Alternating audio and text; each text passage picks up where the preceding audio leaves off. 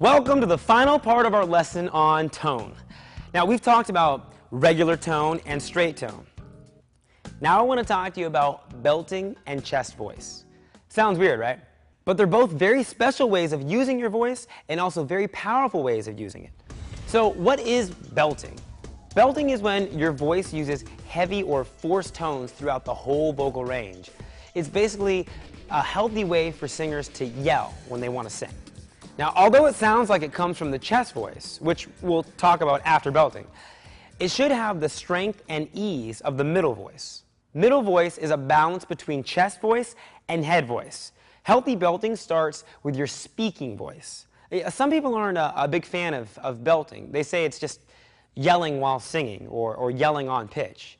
This is because belting improperly can ruin the voice, especially if you're inexperienced and still learning to become a really good singer.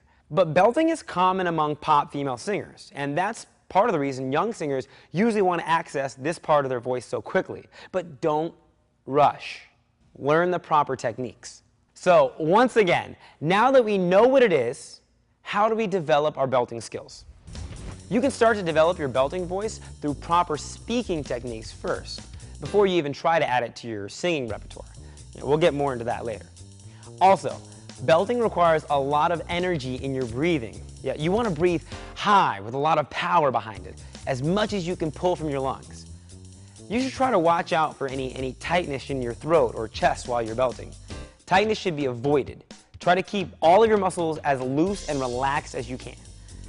Remember, belting is intense, like the circus. Get it? It's supposed to be.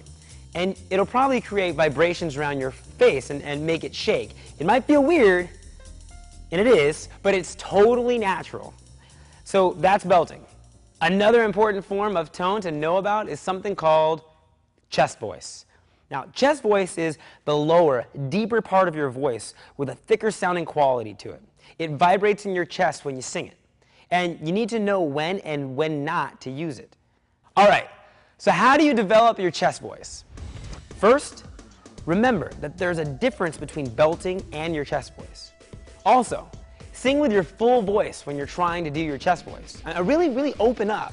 This is not about control or holding back or using just one or two parts of your singing voice. Really unload when you're doing your chest voice. When you do it right, singing in your chest voice is a very powerful feeling. But once you get used to it, you'll find you'll probably actually like the way it makes you feel. In girls, the chest voice is often stronger than their middle voice. Now, taking your chest voice too high may weaken that middle voice, and so you should strengthen your middle voice.